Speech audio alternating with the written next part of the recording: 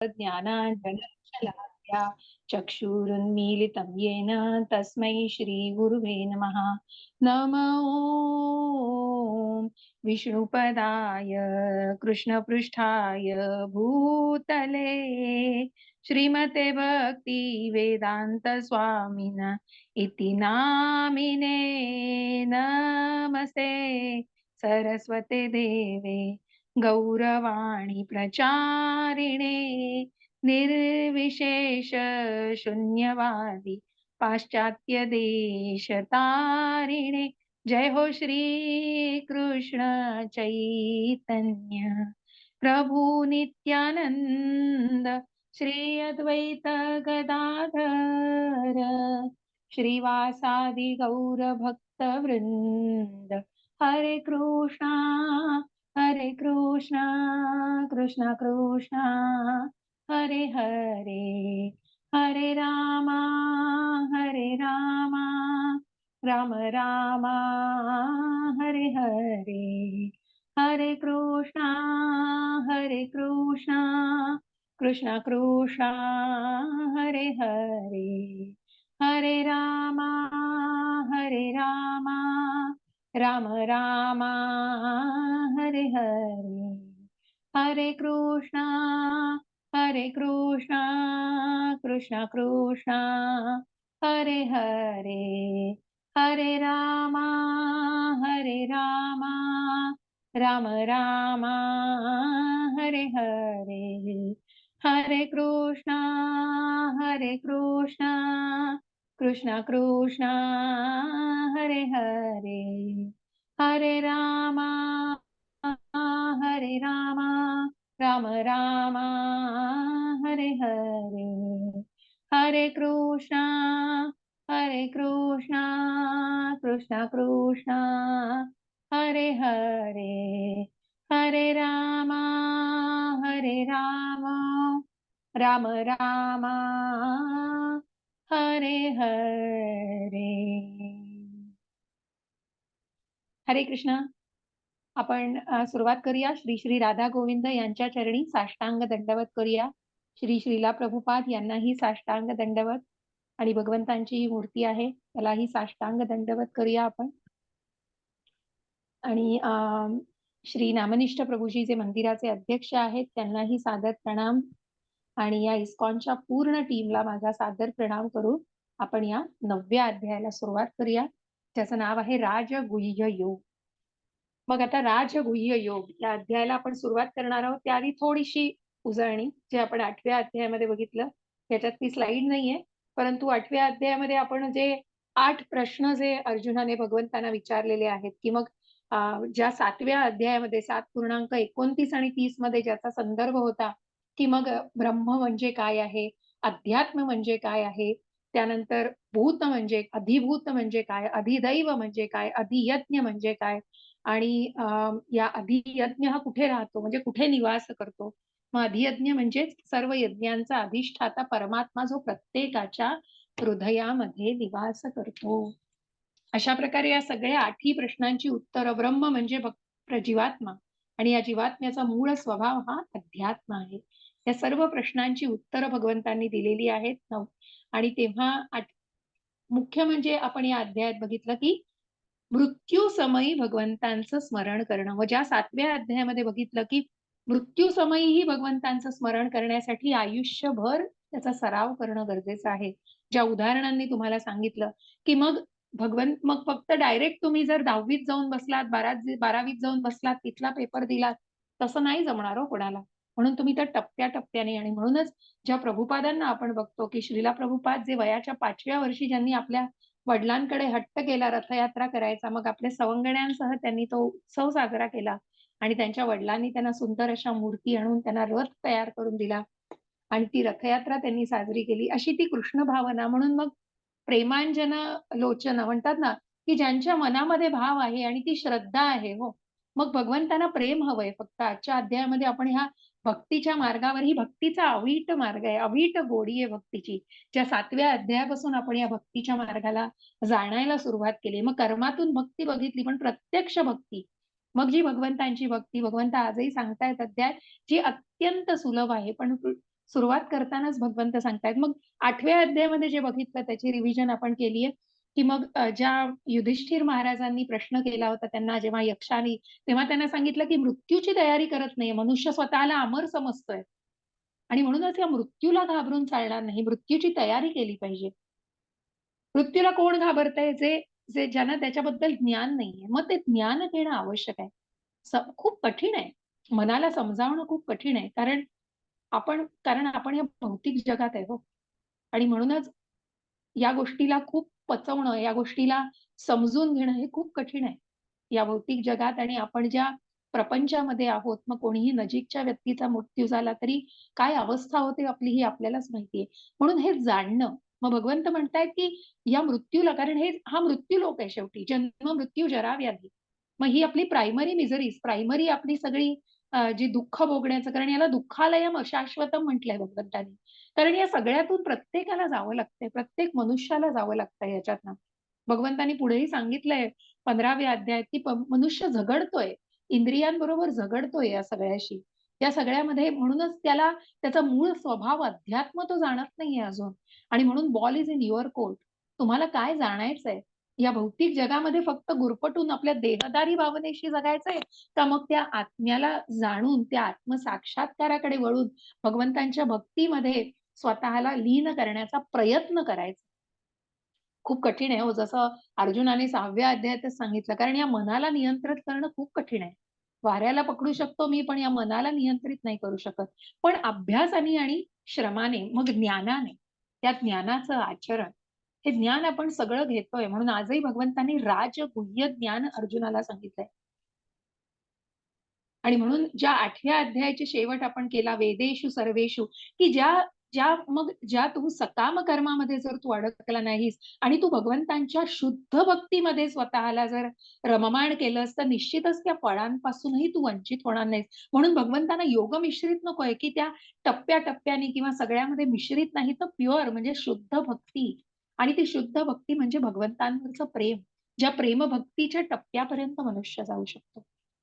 ज्या भरत महाराजांचं आपण उदाहरण घेतलं, भावभक्तीपर्यंत जे पोहोचलेले, परंतु कुठेतरी हरिणमय आयुष्य झालं त्यांचं आणि त्या हरणाचाच जन्म मिळाला, परंतु भावभक्तीच्या टप्प्यामुळे त्यांना त्या हरणाच्या जन्मातही त्यांचं पुण्य, त्यांचं जे पुण्यकर्म पुढे नेऊ शकले आणि मग त्यांना मोक्ष मिळालेला आहे. अशा या आपण मृत्यूविषयीच्या या अध्यायामध्ये जाणलेलं आहे, की मृत्यूविषयी तयारी करणं आणि म्हणूनच भगवंतांवर भक्ती करणं आणि निश्चितच हा भक्तीचा सुलभ मार्ग आहे. भगवंतांचं नामस्मरण करणं. मग नामस्मरण हा एक कलियुगाचा यज्ञ आहे. म्हणून कलियुगामध्ये पुढे जाऊन भागवतामध्ये पण खूप सुंदर प्राणचैतन्य प्रभूजींनी समजावलेलं आहे, की सगळे ऋषी आणि अनेक महात्मे या भौतिक जगतामध्ये पृथ्वीवरती जन्म घ्यायला आतुर आहेत. त्याची बरीच कारणं सांगितली. कारण मग या पृथ्वीवरती जरी हे सगळी छल, कपट, भांडणांनी जरी सगळं जग असलं, तरी यात एकमेव हा सुंदर आणि छान गोष्ट कुठली आहे, की नामस्मरण करू शकतो आणि मनुष्य भगवत भक्ती करू शकतो. आणि त्या आध्यात्मिक टप्प्यावरती प्रगती करून नक्कीच तो मोक्षाच्या मार्गावरती स्वतःला नेऊ शकतो, की पुन्हा या भौतिक जगतामध्ये परत येणार नाही. ही एक संधी दिली जाते. हा दुर्मिळ जन्म मनुष्याचा मिळतो. आणि म्हणून निदान अनेक जन्म मनुष्याचे मिळाले तरी भगवंत म्हणतात योगक्षेमम वहाम्यहम. आजच्या अध्यायात आपल्याला जाणायचंय, की भगवंत त्या भक्तीला साठवून ठेवतायत. भगवंत त्या भक्तीचं रक्षण करतायत. आणि म्हणून आता भगवंत सांगतायत अर्जुनाला, की राजगुह्य ज्ञान मी तुला देणार आहे. कारण तू कधीही माझा मत्सर करत नाहीस. हरे कृष्ण माताजी. हरे कृष्ण माताजी. वाचाल? कोणी वाचा? 9.1 परात्पर भगवान म्हणाले, माझ्या प्रिय अर्जुना, तू माझा कधी मत्सर करत नाहीस, म्हणून मी तुला हे परमगुह्य ज्ञान देईन. हे जाणून तू भौतिक अस्तित्वाच्या दुःखापासून मुक्त होशील. हरे कृष्ण. हरे कृष्ण. याही आधी भगवंतांनी अर्जुनाला गुह्य ज्ञान दिलंय, गुह्यतम ज्ञान दिलंय. तू शरीर नाही, आत्मा आहेस. हा आत्मा परमात्म्याचा अंश आहे. हे ज्ञान भगवंतांनी सांगितलंय अर्जुनाला. आणि म्हणूनच आज भगवंत सांगतायत, कारण की तू कधीही माझा मत्सर करत नाहीस. बघा, हे षड्रिपू जे आहेत ना, काम, क्रोध, लोभ, मद, मोह, मत्सर, हे कुठेतरी ब्लॉकर्स आहेत. हे कुठेतरी अडवतायत मनुष्याला पुढे जाण्यापासून. आणि म्हणूनच हा मत्सर जो आहे ना, हा सगळ्यात वाईट आहे. काम, क्रोध, मग या कामवासनेला, मग क्रोधाला, या सगळ्याला कुठेतरी आपण परिवर्तित करू शकतो. जसं हनुमंताचं उदाहरण घेतलंय, की क्रोधाला मग भगवंतांच्या सेवेमध्ये, मग तो क्रोध जो आहे, तो क्रोध कुठेतरी भगवंतांच्या सेवेमध्ये ज्या रावणाच्या लंकेला ज्यांनी जाळलं, कारण तो निषेध व्यक्त केला. म्हणजे त्या क्रोधाला भगवंतांच्या भक्तीमध्ये परिवर्तित करता येऊ शकतं. पण हा जो मत्सर आहे ना, जो शिशुपालाचा आपण बघितला, त्याने द्वेष केला, आयुष्यभर भगवंतांचा द्वेष केला. आणि म्हणून 100 पाप ज्याला माफ झाली, परंतु 101व्या पापाला मात्र क्षमा नव्हती. आणि म्हणून तिथेच शिरच्छेद झाला त्याचा. म्हणून भगवंत म्हणतायत, की तू कधीही माझा मत्सर, या मत्सराला मुळापासून उखडून काढून टाकायला लागतं. कारण या मत्सराची व्याख्याच अशी केली आहे. मत्सराची व्याख्या खूप सुंदर प्रभुपादांनी दिली आहे, की मला मला आवडतंय, की ते तुझ्याजवळ आहे. मला मला तुझ्याजवळ जे आहे ते आवडतंय. बघा हां, नीट समजून घ्या. मत्सर काय, मला तुझ्याकडे आहे ते आवडतंय. पण मला ही गोष्ट आवडत नाही, की ते तुला मिळालंय, ते तुझ्याकडे आहे. बघा त्या व्यक्तीचा मत्सर कसा आहे. आणि जसं आपण या भौतिक जगतामध्ये, मला वाटतं प्रत्येक मनुष्य दैनंदिन आपल्या दिनचर्येमध्ये, व्यवहारामध्ये रोजच्या रोज या गोष्टी अनुभवत असेल, की जो या प्रपंचामध्ये आहे, जो या कॉर्पोरेट वर्ल्डमध्ये आहे, ज्या नोकरीमध्ये, ज्या ज्या काही आपल्या उपजीविकेच्या साधनामध्ये आहे, निश्चित या सगळ्यामध्ये मला वाटतं प्रत्येक घडीला आपण या सगळ्याला तोंड देतोय. कारण हा जो मत्सर आहे ना, हा सगळ्यात वाईट आहे. आणि हा मुळापासून उखडून टाकायचा आहे. आणि म्हणून भगवंत सांगतायत अर्जुनाला, तू कधीही माझा मत्सर करत नाही. कारण भगवंतांचा अर्जुन हा प्रिय सखा आहे, प्रिय शिष्य आहे. आणि म्हणूनच जर तू हे राजगुह्य ज्ञान जाणलंस, तर तू या भौतिक दुःखाच्या जाणीवेपासून, या अस्तित्वाच्या दुःखापासून मुक्त होशील. तू पुन्हा या भौतिक जगतामध्ये परत येणार नाहीस. या मृत्यू लोकाच्या या दुःखालयम अशाश्वतम, हे जे जे काही व्याधी आहेत, म्हणजे ज्या काही प्राईम व्याधी आहेत, ज्या प्राथमिक व्याधी आणि दुय्यम सुद्धा ज्या व्याधी आहेत, त्या सगळ्यातून तुझं निश्चितच तू मुक्त होशील.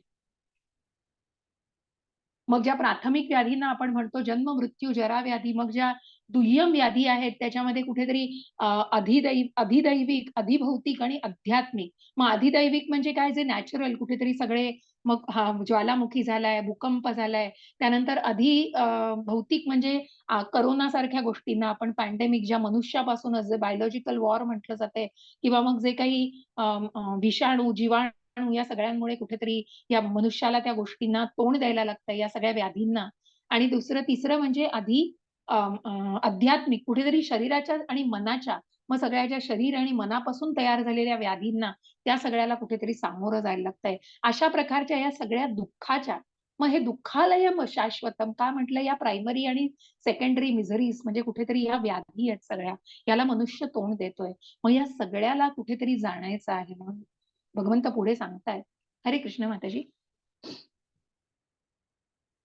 म्हणून भगवंत सांगतायत, राजविद्या राजगुह्यम पवित्रमिदमुत्तमं प्रत्यक्षवगमं धर्म्यं सुसुखं कर्तुमव्ययम्. हरे कृष्ण माताजी. हरे सुधा कृष्ण माताजी. माता. हो, हरे कृष्ण माता.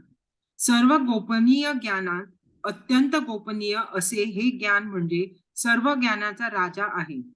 हे अत्यंत पवित्र ज्ञान आहे आणि ते अनुभवजन्य प्रत्यक्ष आत्मज्ञान देणारे असल्यामुळे ते धर्माची परिपूर्णता आहे.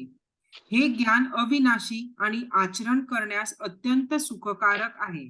हरे कृष्ण. हरे कृष्ण. आणि म्हणूनच भगवंत सांगतायत, की हे ज्ञान, मग आता जे भगवंत सांगतायत, हे सगळं ज्ञानांचा राजा आहे. आणि हे अत्यंत पवित्र ज्ञान आहे, अनुभवजन्य म्हणजे प्रॅक्टिकल आहे, प्रत्यक्ष आत्मज्ञान देणारे आणि धर्माची परिपूर्णता आहे. हे अविनाशी आणि अत्यंत सुखकारक असं आहे आचरण करण्यास. अशा या भक्ती मार्गाचं भगवंत ज्ञान देत आहेत. आणि अतिशय गोपनीय, बघा भगवंतांच्या या आध्यात्मिक याच्यात गोपनीय म्हणजे काय, की जे कुठेतरी आत्मसाक्षात्काराकडे नेतं. आपल्या या भौतिक जगतामध्ये काही सिक्रेट म्हणजे काय, तर कुठेतरी शेमफुल, कुठेतरी जी अपमानास्पद गोष्ट, कुणाला प्लीज सांगू नका हे, मग ती काय गोष्ट, तर ती कुठेतरी अपमानास्पद गोष्ट. पण हे जे ज्ञान आहे ना, हे सिक्रेट म्हणजे हे सगळ्यांना खुलं सिक्रेट आहे हो. आणि असं हे गोपनीय ज्ञान भगवंत सांगतायत. आणि या सगळ्या ज्ञानांचे हे राजा आहे. कारण या भक्तीच्या मार्गाचं हे ज्ञान भगवंत देत आहेत. हे अत्यंत पवित्र आणि अनुभवजन्य किंवा प्रत्यक्ष अनुभव कसं घेता येतो? तर ज्या नवविध भक्तीच्या सेवा आपण जाणतो बघा, की ज्या श्रवणम, कीर्तनम, मग प्रत्येक याच्यातनं भगवंतांशी जे जोडलो जातोय, कृष्णाला जाणणं. मग ज्या आधीच्या अध्यायांमध्ये आपण म्हटलं, की कृष्णाला जाणणं म्हणजे काय? किंवा हे जाणण्यासाठी जी मनामध्ये श्रद्धा, तेवढंच क्वालिफिकेशन हवंय हो. तेवढंच फक्त पात्रता हवी आहे कृष्णाचं हे ज्ञान कृष्णाला जाणून घेण्यासाठी. आणि त्याला जाणण्यासाठी ज्या नवविध भक्तीच्या सेवा, मग कशाही प्रकारे, की जे श्रवण करता तुम्ही, आम्ही जी सेवा करतोय, मी माझ्याकडून प्रयत्न आहे भगवंतांचं हे ज्ञान तुमच्यापर्यंत पोहोचवणं, म्हणजे मी कीर्तनम या स्वरूपात पोहोचवतीये. आणि ही श्रवणम सुंदर सेवा आहे. मग ह्याचं प्रत्यक्ष महान उदाहरण देण्याचं म्हणजे श्रवणम जे परीक्षित महाराजांनी केलं. जे आपण कालच्या 7व्या अध्यायामध्ये बघितलं, की 4 प्रकारचे लोक जे भगवंतांना शरण जातात, त्यापैकी जे जिज्ञासू आहेत, ज्यांना जाणून घ्यायचं आहे, त्यापैकी परीक्षित महाराज, की त्यांना भगवंतांविषयी जाणायचं होतं आणि म्हणूनच ते श्रवण करतायत. कोणाकडून? तर जे शुकदेव गोस्वामी त्यांना भागवताचं कथन करतायत, कीर्तन. म्हणून श्रवणम, कीर्तनम. स्मरणम, ज्या प्रल्हाद महाराजांनी भगवंतांचं स्मरण केलं अहोरात्र, नारायण, नारायण, नारायण, नारायण. मग श्रवणम, कीर्तनम, स्मरणम, अर्चनम, वंदनम. मग पृथू महाराजांनी त्यांचं उदाहरण दिलंय, ज्यांनी वंदनम केलंय. अर्चनम, ज्या लक्ष्मी मातेनी ज्या अर्चना केलेली आहे, ज्या फुलांची अर्चना. आणि त्यानंतर मग पाद्यपूजनम, साख्यम, दास्यम, आत्मनिवेदनम. मग ज्या पाद्यपूजनाला आपण बघतो,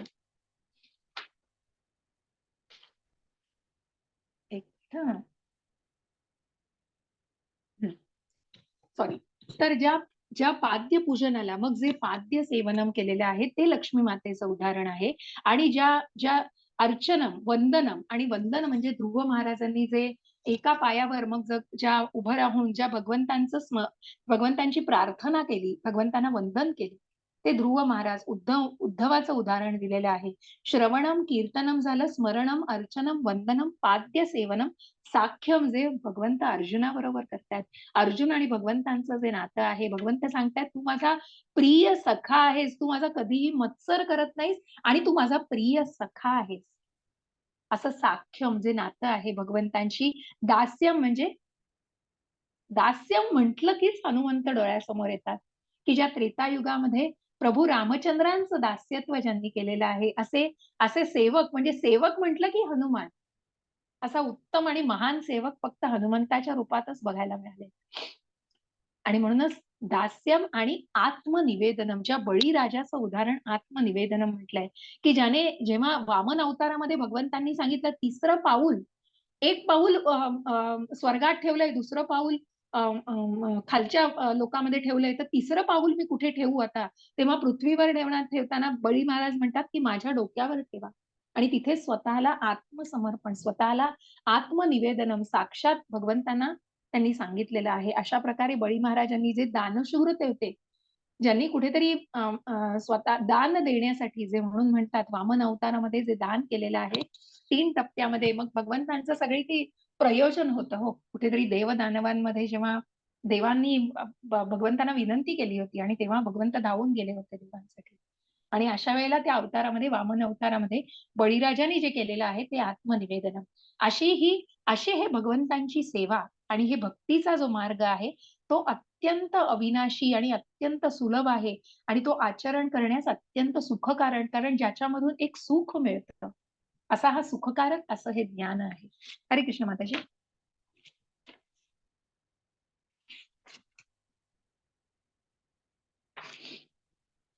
हरे कृष्ण. हरे कृष्ण. 9.3. हे परंतप अर्जुना, ज्यांची या भक्ती मार्गावर श्रद्धा नाही, त्यांना माझी प्राप्ती होऊ शकत नाही. म्हणून या भौतिक जगतामध्ये जन्म मृत्यूच्या मार्गावर त्यांचे पुनरागमन होते. हरे कृष्ण. हरे कृष्ण. भगवंत सांगतायत, या भक्तीच्या मार्गावरती सगळे आले. भक्तीच्या मार्गाबद्दल आचरण करण्यात अत्यंत सुखकारक आणि असा हा सुंदर सुलभ मार्ग आहे. परंतु इथे भगवंत सांगतायत, थांबा, इथे कुठेतरी चेक पॉइंट आहे. कारण ती श्रद्धा, जसं मी म्हंटल, की श्रद्धा असणं, जसं आज तुम्ही 21 डिवोटीज, म्हणजे 21 पैकी 3 आपण, मला धरून आणि 2 माताजी आमच्या, आणि बाकी तुम्ही सगळे जे मनापासून आलेले आहात, जे काही डिवोटीज, जे भक्त तुम्ही कृष्णाला जाणायला आलेले आहात, तुमच्या मनामध्ये अशी श्रद्धा आहे आणि ते जरी प्रश्न असतील, मग ती प्रश्न असावे. बघा, आता आपण तेच जाणणार आहोत. मनात प्रश्न असावेत, पण मनात शंका नसावी. अर्जुनाच्या मनामध्ये प्रश्न आहेत, अर्जुन विचारतोय, पण अर्जुनाच्या मनात भगवंतांविषयी कुठेच शंका नाही. आणि म्हणून त्या भक्तीच्या मार्गावर श्रद्धा नसेल तर माझी प्राप्ती होऊ शकत नाही. इथेच कुठेतरी चेक पॉइंट आहे. कारण मग त्या भक्ती मार्गावरती निश्चितच श्रद्धेची आवश्यकता आहे आणि ते श्रद्धा पुढे का जात नाहीये. मग बऱ्याच वेळेला बऱ्याच भक्तांना असा प्रश्न पडू शकतो की मी कृष्ण भक्ती करतोय, मी गीता वाचतोय, मी हे करतोय, मी रोज अध्ययन वर्गाला जातोय, पण माझं माझं कुठेतरी माझी प्रगती होत नाहीये, मी पुढे जात नाहीये मार्गावरती. का जात नाहीये? तर त्याची कारण स्वतः शोधू शकतो आपण. कारण कुठेतरी त्या मार्गावरती प्रगती साधण्यासाठी मग जे पुढचे टप्पे आहेत, म्हणून जो श्रद्धा पहिला टप्पा असला तरी साधू संग, आणि म्हणून हा जो साधू संघ जो मुद्दा जी प्राप्त करायची ती खूप महत्वाची आहे. हे जे आपलं असोसिएशन आहे बघा, हे सगळे भक्त जेव्हा एकत्र येतात, बऱ्याच वेळेला भक्ती वृक्ष हे प्रभुपादांनी मार्गदर्शित केल्याप्रमाणे आणि नामनिष्ठ प्रभूजी जे सांगतात, ज्यांनी सुरू केलेलं आहे, या पुढच्या टप्प्यांवरती जेव्हा तुम्ही अभ्यास करता, तेव्हा त्या अभ्यासाविषयी जाणण्यासाठी सर्वजण एकत्र येऊन त्याविषयी बोलतात, चर्चा करतात आणि म्हणून हा साधू संघ कुठेतरी त्या आध्यात्मिक मार्गामध्ये पुढे नेतोय. म्हणून पहिल्या टप्प्यावरून दुसरा, दुसऱ्यावरनं तिसरा, तिसऱ्यावरनं चौथा, चौथ्यावरनं पाचवा आणि पुढे मग भक्ती वैभव, अजून बरेच टप्पे. ज्ञान जितकं घ्याल तितकं पुढे जाऊ शकता. खूप आहे ज्ञान, अगाध आहे ज्ञान. त्या ज्ञानाला आत्मसात करू शकतो आपण. पण ती जी प्रगती आहे ना, ती प्रगती कशी साधू शकतो? तर ती प्रगती साधण्यासाठी तो साधू संघ.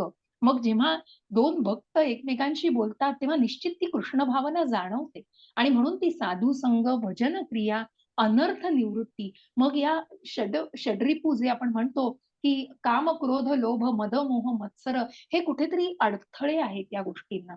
आणि म्हणून अनर्थ निवृत्ती, या सगळ्यापासून निवृत्ती घेऊन जेव्हा रुची, श्रद्धा, रुची, निष्ठा आणि भगवंतांविषयी आसक्ती ही जेव्हा हळूहळू निर्माण होईल, तेव्हा तो भाव बनेल. मग तो भगवंतांविषयीचा भाव, मग ती प्रेमभक्ती, या सगळ्यावरती कुठेतरी या टप्प्यावर खूप खूप खूप खूप तप, खूप साधना आणि खूप परिश्रम आणि खूप आपण म्हणतो ज्याची साधना असो, जी साधना आणि खूप त्याच्यासाठी तप आवश्यक आहे. आणि म्हणूनच इथे कुठेतरी हा चेक पॉइंट जाणणं खूप गरजेचं आहे. म्हणूनच मग पुन्हा या जन्ममृत्यूच्या मार्गावरती आगमन होत असतं, पुन्हा पुन्हा पुनरागमन होत असतं. कारण ती श्रद्धा कमी पडतीये कुठेतरी. स्वतःला स्वतः अॅनलाइज करू शकतो आणि म्हणून बॉल आपल्या कोर्टमध्ये आहे. आपल्याला हे ज्ञान घेऊन आपल्याला त्या काम, क्रोध, लोभ, मोह, मद, मत्सर या सगळ्यावरती विजय मिळवायचा आहे का नाही, हे आपण जाणू शकतो. भगवंतांनी ज्ञान दिलेलं आहे. तुम्हाला इच्छा दिलेली आहे. इच्छा ही एकमेव सूट तुम्हाला दिली आहे आणि म्हणूनच तुम्ही तो प्रयत्न करू शकता आणि त्या आध्यात्मिक मार्गावरती निश्चित प्रगती करू शकता. हरे कृष्ण माताजी. हरे कृष्ण. हरे कृष्ण. मी माझ्या अव्यक्त रूपाद्वारे हे सर्व जगात व्यापले आहे. सर्व जीव माझ्या ठायी आहेत, परंतु मी त्याच्या ठायी नाही. हरे कृष्ण. हरे कृष्ण. आणि भगवंत म्हणून म्हणतायत बघा, की आता आपल्याला पुढे जाऊन थोड्याशा खूप क्लिष्ट अशा नाहीयेत, पण हे जे कन्सेप्ट हे कुठेतरी जाणून घ्यायचे आहे. भगवंत सांगतायत माझ्या अव्यक्त रूपाद्वारे. बघा, ही भौतिक जगत आणि हे आध्यात्मिक जगत हे भगवंतांचीच निर्मिती आहे. मग ज्या विश्वरूप दर्शनाविषयी आपण 11व्या अध्यायात जाणणार आहोत, जे सर्व देवी देवता आणि सर्वांचा समावेश भगवंतांमध्ये आहे, हे भगवंतांचं तात्पुरतं रूप आहे, जे भगवंतांच्या शक्तींद्वारे त्यांनी व्यक्त केलेलं आहे. मग हे कुठेतरी तात्पुरत्या स्वरूपावरती आहे. कारण त्याच्यामध्ये, त्या रूपामध्ये तुम्हाला खूप उग्रता दिसणार आहे जेव्हा तुम्ही प्रत्यक्ष जाणार ते. आणि म्हणून ह्या भगवंतांच्या शक्ती जाणायच्या आहेत. पुढे जाऊन आपल्याला, मला वाटतं उपदेशामृतामध्ये आपल्याला अजून याविषयी जेव्हा अजून आपण जाणतो, पुढे जाऊन ज्या पुढच्या टप्प्यांवरती आपण अभ्यास करतो, तेव्हा या आंतरिक शक्ती, की भगवंत जवळही आहेत आणि दूरही आहेत. कारण की त्या गोष्टींना जाणणं, मग त्या गोष्टी भगवंतांच्या शक्तींनी, भगवंत हे आध्यात्मिक आहेत. त्यांचं शरीर आणि आत्मा हे वेगळे नाहीत. ते आपल्या एका इंद्रियाद्वारे दुसऱ्या इंद्रियांचं कार्य करू शकतात. अशा त्यांच्या आंतरिक शक्ती आहेत.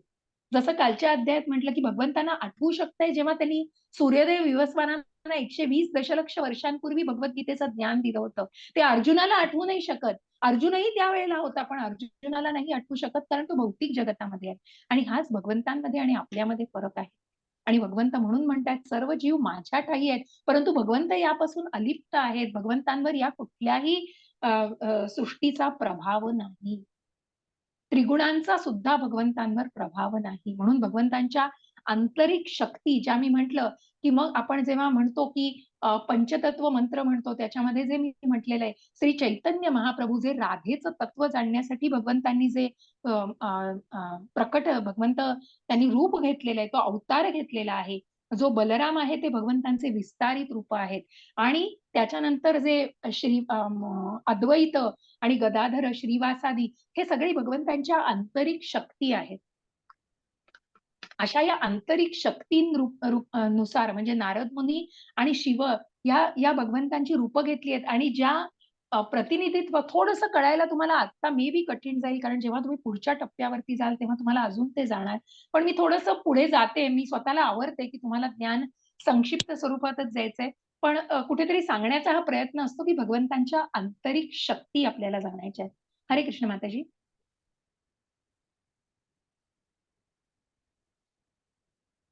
हरे कृष्ण.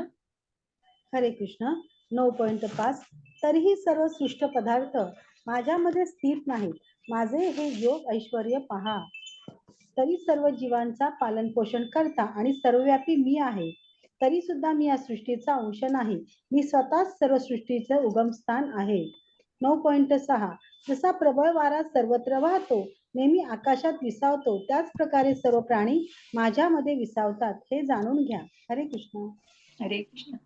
आणि म्हणूनच सर्व सृष्ट पदार्थ माझ्यामध्ये स्थित नाहीत. माझे हे योग ऐश्वर्य पहा.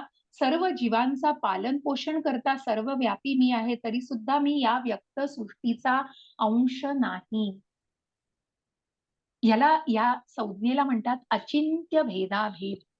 थोडंसं कळायला समजून घ्या की ज्या आंतरिक शक्तींद्वारेच भगवंत हे सांगतायत. भगवंत हे या सृष्टीपासून अलिप्त आहेत आणि त्यांच्यावर या भौतिक सृष्टीचा प्रभाव नाही.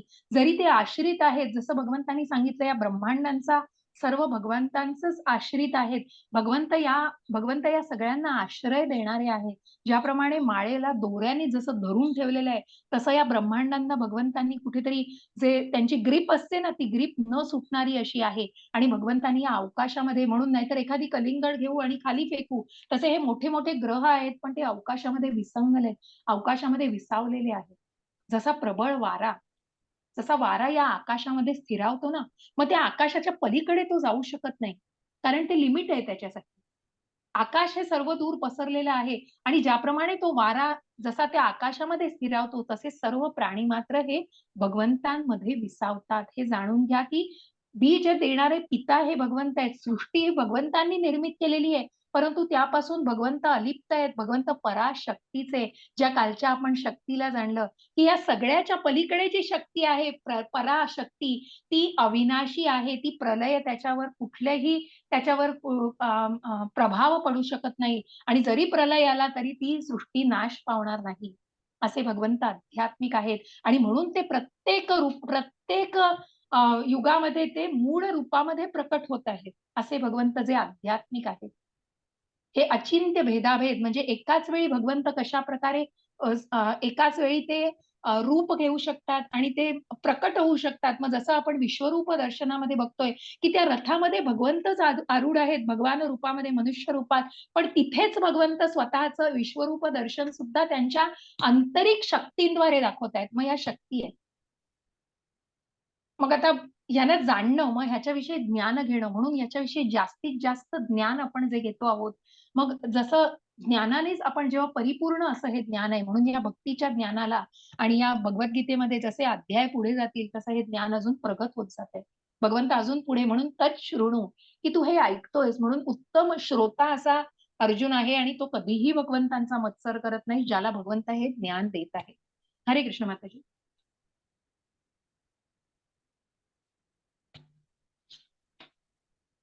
हरे कृष्ण.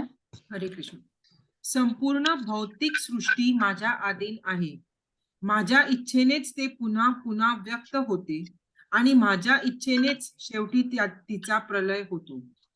हे धनंजया, ही सर्व कर्मे मला बद्ध करू शकत नाही. तटस्थाप्रमाणे मी या सर्व भौतिक कर्मापासून अनासक्त असतो. हरे कृष्ण. हरे कृष्ण. जसे भगवंत बघा ब्रह्मांडामध्ये, आणि म्हणूनच जसं हे परमात्मा रूप आहे, जसं मी सांगितलं की महाविष्णूचं तत्व हे प्रत्येक ब्रह्मांडामध्ये भगवंतांच्या श्वासातून अनेक ब्रह्मांड निर्माण झाली आहे. आणि या ब्रह्मांडामध्ये भगवंतांनी या गर्भोदकशाही विष्णू म्हणून तिथे प्रवेश केलेला आहे. क्षीरोदकशाही विष्णू, जे क्षीरोदकशाही विष्णू म्हणजे परमात्मा स्वरूप जे प्रत्येकाच्या हृदयामध्ये वसलेलं आहे. आणि असे हे जे रूप दिसतंय आपल्याला, हे रूप भगवंतांचं प्रत्येक ब्रह्मांडामध्ये त्यांनी प्रवेश केलेला आहे. आणि संपूर्ण भौतिक सृष्टी ही भगवंतांच्या अधीन आहे. या भौतिक सृष्टी आणि आध्यात्मिक सृष्टीचे निर्माता, मोह माया आणि योग माया दोन्हीचे निर्माता हे भगवंतच आहेत, ज्याचा प्रलय आणि ज्याची निर्मिती ही भगवंतांच्या इच्छेने होते. मग ही इच्छा जी आहे ना, भगवंत इच्छेने, मग जसं आपण आधीच्या अध्यायांमध्ये बघितलं की भगवंत प्रकट होत आहेत, आणि त्या प्रकट होण्याची ती जो प्रसंग कधी की जेव्हा धर्माचा ऱ्हास होतोय, अधर्म इतका प्रकोपाला गेलेला आहे, तिथे भगवंत प्रकट होत आहेत त्यांच्या इच्छेने. स्वतःच्या गोलोक धामातून तिथे प्रकट होत आहेत त्यांच्या इच्छेने. जसं एखादी उदाहरण घ्यायचं झालं तर मग एका कैद्यांचं कारागृह आहे आणि तिथे एखादा राजा इन्स्पेक्शनला येतोय, परंतु त्या कैद्यांना काय वाटतं की तो राजा आपल्याप्रमाणेच आहे आणि तो तिथे आलेला आहे, परंतु राजा त्याच्या इच्छेने तिथे कारागृहाची इन्स्पेक्शन, कारागृहाला बघण्यासाठी आलेला असतो. परंतु या भौतिक जगामध्ये जे कोणी मायावादी तर्कवादी आहेत ते भगवंतांना अशा प्रकारेच जाणतायत की जे भगवंत इच्छेने येत आहेत असं त्यांना जाणवतच नाहीये, पण ते या भौतिक जगामध्ये येत आहेत तेव्हा मनुष्य रूप धारण करतात आणि ती एक शक्ती आहे, पुन्हा परततात तेव्हा ती एक शक्ती म्हणूनच आहे, वावरतात. परंतु भगवंतांना जाणणं, आणि म्हणून भगवंतांनी सांगितलंय की सर्व कर्मे, म्हणून जन्म कर्मच मे दिव्यम, ज्या 4थ्या अध्यायात आपण बघितलं की काय कर्म नाही केली आहेत भगवंतांनी, स्वतःच्या उदाहरणादाखल सर्व कर्म केलेली आहेत. ज्या 9 लाख गायींचं रक्षण केलेलं आहे, नंदाच्या गायींचं गुराखी म्हणून राहिलेत ते, ज्यांनी अर्जुनाचा रथाचं सारथ्य केलेलं आहे, असुरांचा वध केलेला आहे, असे भगवंत सगळं कर्म करूनही त्याच्यापासून अलिप्त आहेत. कारण या त्रिगुणांचा भगवंतांवर कुठलाही प्रभाव नाही, त्यांना कुठल्याही कर्म फळाची अपेक्षा नाहीये, म्हणून ते त्याच्यापासून अलिप्त आहे आणि म्हणून ते अनासक्त आहेत भौतिक कर्मापासून. हरे कृष्ण माताजी.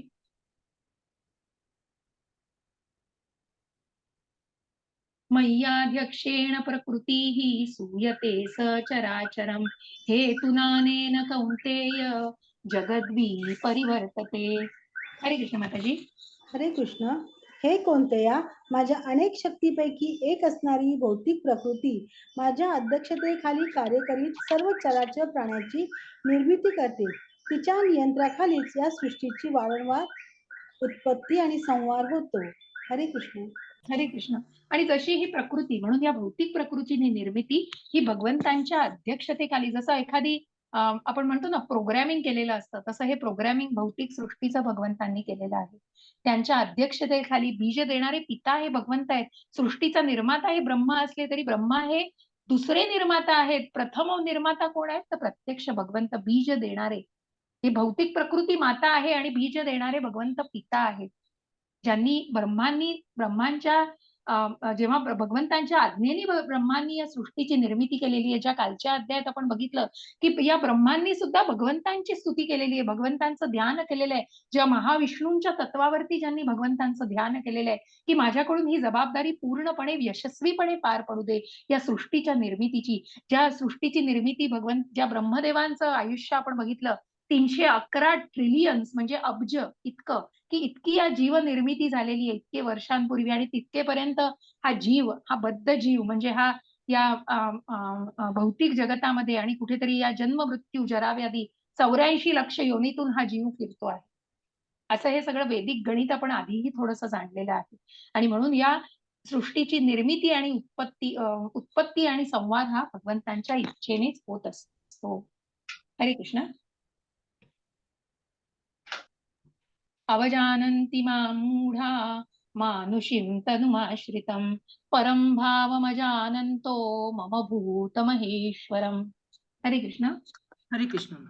जेव्हा मी मानव सस्य रूपामध्ये अवतीर्ण होतो तेव्हा मूर्ख लोक माझा उपहास करतात. अस्तित्वातील सर्व वस्तूंचा परम अधीश्वर म्हणून माझे दिव्य स्वरूप हे ते जाणत नाहीत. हरे कृष्ण. हरे कृष्ण. जसं मी आधी सांगितलं, मग मग ती श्रद्धा ज्यांच्या मनामध्ये तेवढीच एक क्वालिफिकेशन हवंय भगवंतांना जाणण्यासाठी, की तेच कुठेतरी भक्तीच्या मार्गावरती आणि आध्यात्मिक मार्गावरती प्रगती करू शकतं. पण ज्यांच्या मनात नाहीये भक्ती, ज्यांना भगवंतांचं अस्तित्वच मान्य नाहीये आणि ते ते मायावादी, तथाकथित तर्कवादी लोक, त्यांना भगवंतांनी मूर्ख म्हटलेलं आहे.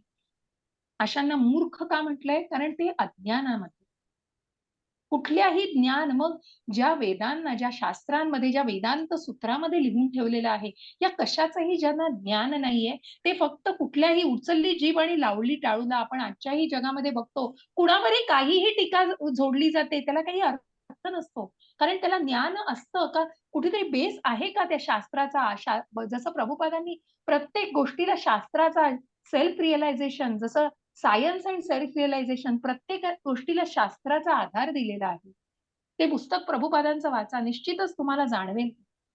आणि म्हणूनच अस्तित्वाच्या प्रत्येक, मग जसं दुसऱ्या अध्यायात म्हटलं, की जे आपली आपली इंद्रिय इतकी सदोष आहेत, आपली इंद्रिय पूर्णपणे निर्दोष नाही आहेत, आपल्याला जे दिसतं तेच आपण बघू शकतो. ज्या ड्राईव्ह वेवर आपण बघितलं, की आपल्याला फक्त तो पोपट समोर दिसतोय तेवढंच दिसतं, पण बाकी गोष्टी आपण नाही बघू शकत जोपर्यंत आपण त्या अध्यात्मामध्ये प्रगती करत नाही.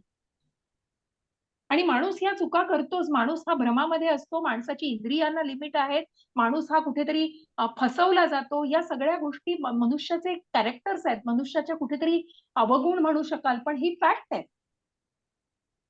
परंतु जे तथाकथित मायावादी, तर्कवादी जे लोक आहेत, ते या मानव सदृश असणाऱ्या भगवंतांना, या मानव ज्या ज्या रूपामध्ये भगवंत प्रकट झालेले आहेत त्याच्यामध्ये जाणू शकत नाही. भगवंतांचं जन्म आणि कर्म जे अजन्म आहेत तेही जाणू शकत नाही. ते भगवंतांना फक्त एक शक्ती म्हणून मानतात. मग जे फक्त ब्रह्मरूपात किंवा फक्त एक चैतन्य म्हणून मानतात, त्या लोकांना ते पुढे जाऊ शकत नाही. ज्या भगवंतांचं अस्तित्व भगवान रूपामध्ये, तो संबंध प्रस्थापित करू शकत नाहीत पुढे जाऊन.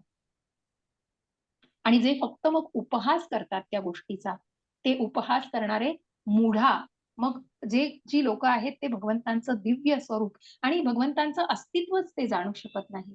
अशा लोकांना भगवंतांनी मूर्ख म्हणून म्हटलेलं आहे. कारण ते ते त्यांच्या मनामध्ये श्रद्धा नसतेच आणि भक्तीच्या त्या मार्गावरती ते स्वतःला आणूच शकत नाहीत. कारण कुठेतरी देहधारी भावनेशी निगडीत आहेत. मी म्हणेन ती पूर्व दिशा. मग ते ज्ञान घेतलंय का, त्या शास्त्राला वाचलंय का, त्या वेदांत सूत्राला जाणलंय का? जर भगवंतांना जाणू नाही शकले तर वेदांचा काय अभ्यास केलाय? तो जर अभ्यास नसेल, ते ज्ञान नसेल, त्या ज्ञानाला आचरण केलं नाही, तर भगवंतांना कसं जाणणार आहे? आणि म्हणून मग जर जर कुठेतरी तुटक्या तुटक्या पोकळ ज्ञानाने जर काहीतरी कुठेतरी मोठे मोठे विधानं केली, तर त्याला मूर्ख म्हटलंय भगवंतांनी. असे हे मायावादी आणि तर्कवादी लोक आहेत, जे भगवंतांना जाणू शकत नाही. ज्या कालच्याही अध्याय आपण बघितलं, अध्यायात नराधम, मूर्ख, असुर, राक्षस भगवंतांना जाणू शकत नाही. मग या 16व्या अध्यायामध्ये आपल्याला बघायचंय दैवासुर संपत विभाग योग, ज्याच्यामध्ये दैवी आणि आसुरी, मग या आसुरी लोकांची परिणिती काय होते आणि त्यांचे विचार काय असतात आणि मग मृत्यूनंतरही त्यांची काय परिस्थिती होते, या सगळ्याला आपल्याला विश्लेषित स्वरूपामध्ये जाणता येईल. हरे कृष्ण माताजी.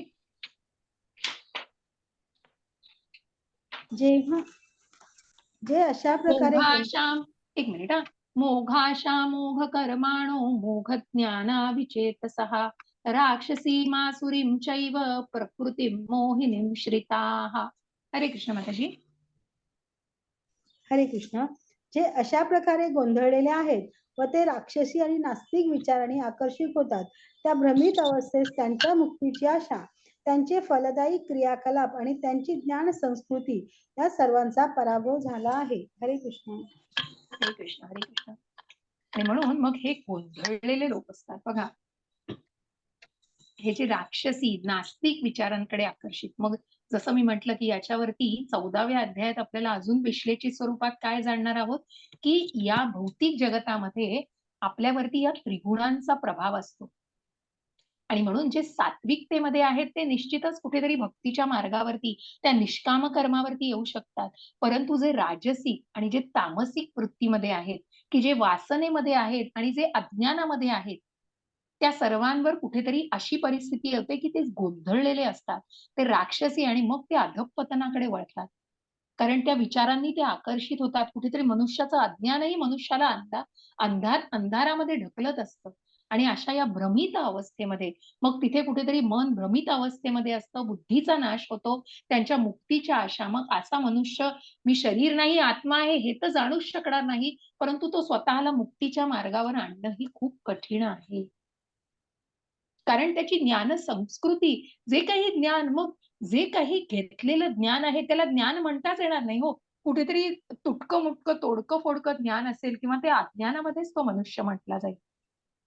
की जो स्वतःला कुठेतरी दैवी समजतोय आणि ज्या भगवंतांच्या अस्तित्वाला तर मान्य करतच नाही, परंतु कुठेतरी या सगळ्या सकाम कर्मात आणि त्या फलदायी क्रियांमध्ये अडकलेला आहे. मग हे सगळं मला हवंय, हे माझं आहे, भोगता स्वतःच भोगता आहे. मग त्याला सगळ्याची कर्मफळं आणि त्याच्या उपभोगता आलं तरी त्या कर्मफळांना सुद्धा भोगायला लागतं. मग त्या बंधनामध्ये तो पूर्णपणे अडकलेला असतो आणि तो पूर्ण भ्रमित अवस्थेमध्ये असतो. अशी व्यक्ती मोघाशा मोह कर्माण. मग अशी व्यक्ती पूर्णपणे अधःपतनाला जाऊ शकते आणि या सगळ्याचा पराभव होऊन कुठेतरी तामसी वृत्ती जोर करत असते अशा व्यक्तीमध्ये. हरे कृष्ण माताजी.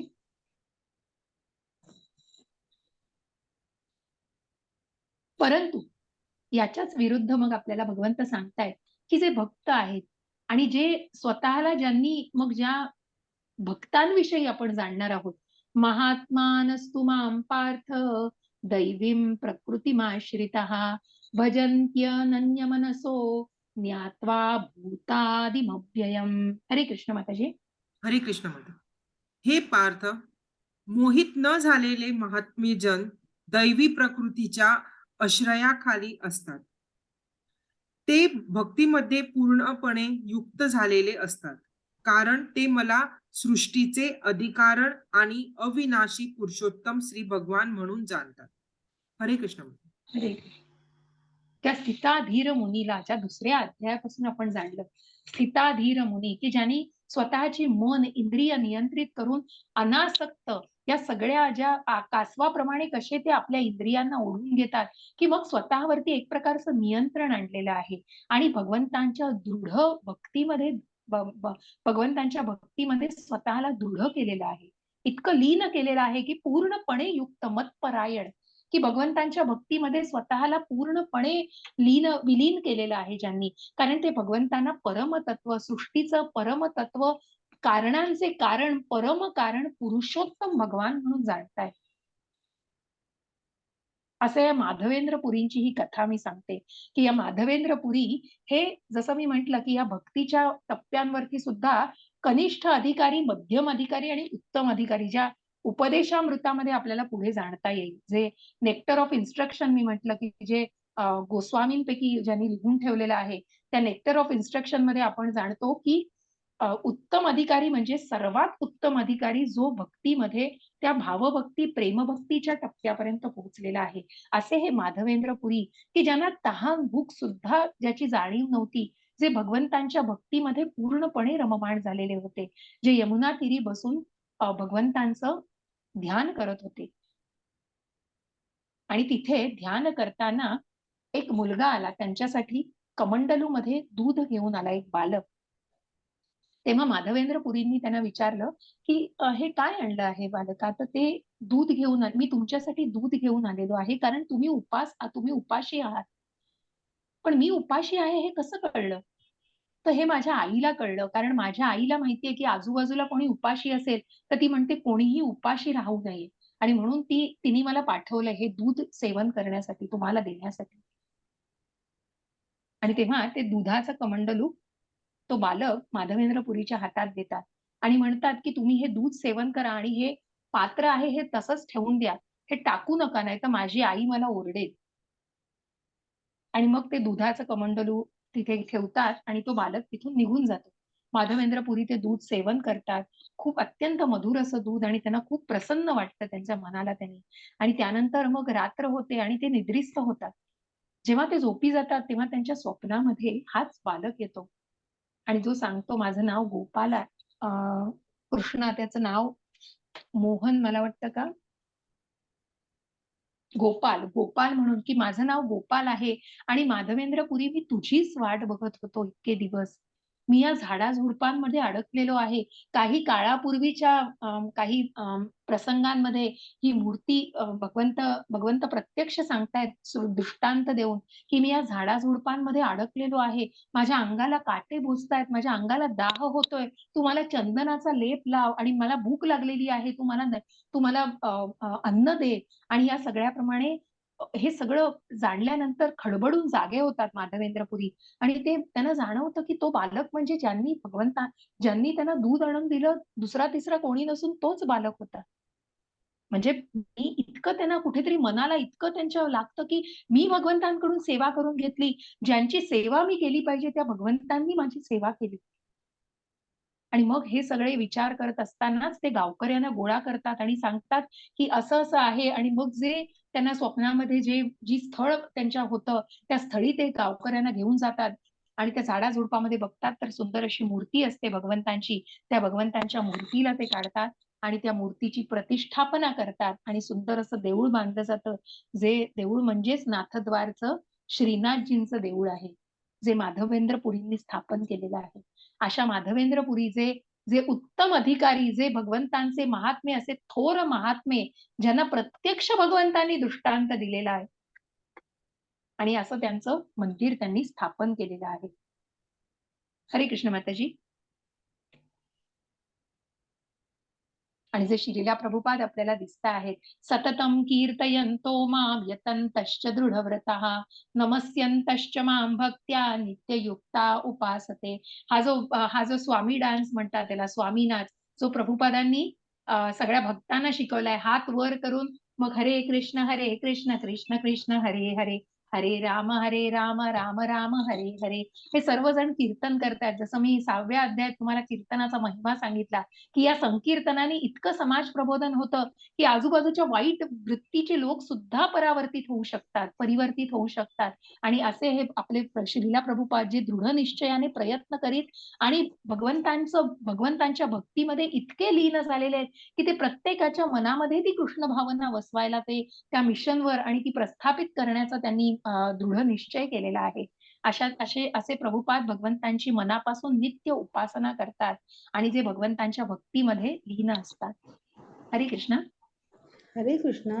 हे महात्मेजन सतत माझे कीर्तन करीत दृढ निश्चयाने प्रयत्न करीत आणि मला वंदन करीत भक्तिभावाने नित्य माझी उपासना करतात.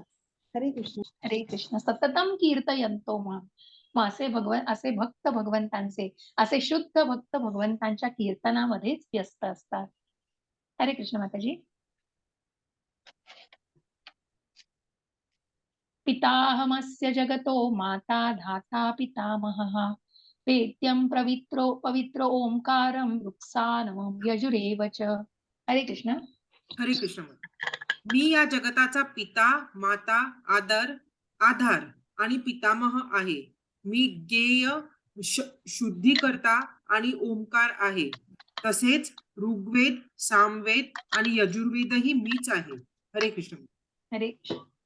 सर्व वेदांचा म्हणजे वेदांत सूत्राला आपल्याला पुढे पुरुषोत्तम जो योग आपण बघणार आहोत 15व्या अध्यायात तिथे वेदांत सूत्र म्हणजे प्रत्यक्ष भगवंत त्याच्यामध्ये जे दिसत आहेत.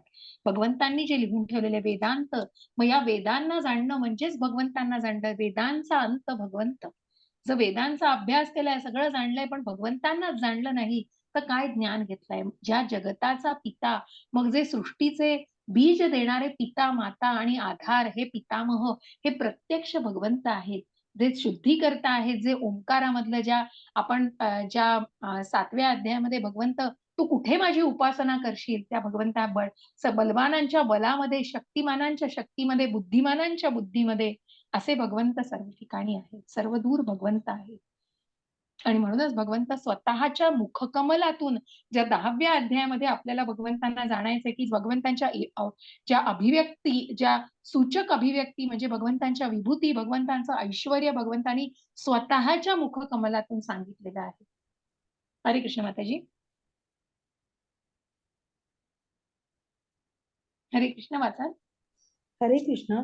9.18 मीच देह पोषण करता प्रभू साक्षी निवास आश्रयस्थान आणि अत्यंत जिवलग मित्र आहे. उत्पत्ती आणि प्रलय या सर्वांचा आधार विश्रामस्थान आणि अविनाशी बीज मीच आहे. 9.19 हे अर्जुना, मी उष्णता देतो आणि मीच पाऊस थांबवितो आणि पाडतोही. मी अमृतत्व आहे आणि मृत्यूही मीच आहे. सत चेतन आणि असत जड पदार्थ दोन्ही माझ्यामध्ये स्थित आहेत. हरे कृष्ण. हरे कृष्ण. अशा प्रकारे भगवंतांनी स्वतःचा महिमा, मग स्वतः एक सेकंड, आणि भगवंत प्रत्यक्ष स्वतः ज्या भगवंतांनी ज्या 7व्या अध्यायामध्ये भगवंतांनी ज्या 7व्या अध्यायामध्ये की तू कुठे माझी उपासना करू शकतोस, पृथ्वीच्या सुगंधामध्ये मी आहे, चंद्र सूर्याच्या प्रकाशामध्ये मी आहे, मग जी उष्णता आहे या जगामध्ये, या विश्वामध्ये, ती भगवंतांपासून आहे. साक्षी निवास आश्रयस्थान, जसं त्या मण्यांच्या दोऱ्याचं उदाहरण दिलं की भगवंत एक आश्रय आहेत, जीवलग मित्र आहेत. ज्या गोलोक वृंदावनामधलं आपल्याला जे चित्र दिसतं, ज्या गायींचे गोविंद, ज्या गायींवर सुद्धा ज्यांनी अतोनात प्रेम केलंय बघा, ज्या गायी सुद्धा भगवंतांवर तितकंच प्रेम करतात, अशा या सर्वांचा आधार विश्रामस्थान आणि अविनाशी बीजही भगवंतच आहे. आणि पाऊस आणि उष्णता ही भगवंतांपासूनच आहे. मग ज्या काही विभूती आपण जाणणार आहोत त्याच्यामध्ये आपण जाणणार आहोत की भगवंतांपासूनच या सगळ्याची निर्मिती आहे. बीज देणारे पिता, की ज्या प्रत्येक भौतिक जगतामध्ये, मग ब्रह्मांडामध्ये जसं मी म्हटलं तसं अनेक भगवंतांच्या श्वासातून अनेक ब्रह्मांड आहेत. तशा प्रकारे या प्रत्येक जीवामध्ये ज्या परमात्म्याला आपण बघतो, की प्रत्येक 84 लक्ष योनीतून ज्या जीवात्म्यांमध्ये बघतो, त्या प्रत्येकामध्ये परमात्म्याचा अंश आहे. आणि म्हणूनच ज्या बाकी प्रलय भगवंतांच्या इच्छेनेच हे सर्व गोष्टी होत असतात. उष्णता, पाऊस या सगळ्या गोष्टी, जसं आधीच्या अध्यायांमध्ये पण आपण याचा उल्लेख थोडाफार कमी जास्त स्वरूपामध्ये बघितला आहे. असं हे अमृत तत्व आणि मूर्तिमंत मृत्यू ही ज्या जो मूर्तिवंत मृत्यू जो यमराज, वन ऑफ आपण म्हणतो ना 12 महाजनांपैकी एक यमराज आहेत, ते सुद्धा भगवंतांचेच भक्त आहेत. आणि जसं आपण म्हणतो की मृत्यूला का घाबरलं जातं, कालच्या अध्यायामध्ये आपण मृत्यूविषयी सगळं जाणलेलं आहे, की ज्यांना ज्ञान नाहीये की याच्या पुढे काय, मग या मृत्यू नंतर काय याचं ज्यांना ज्ञान आहे ते मृत्यूला नक्कीच घाबरतात.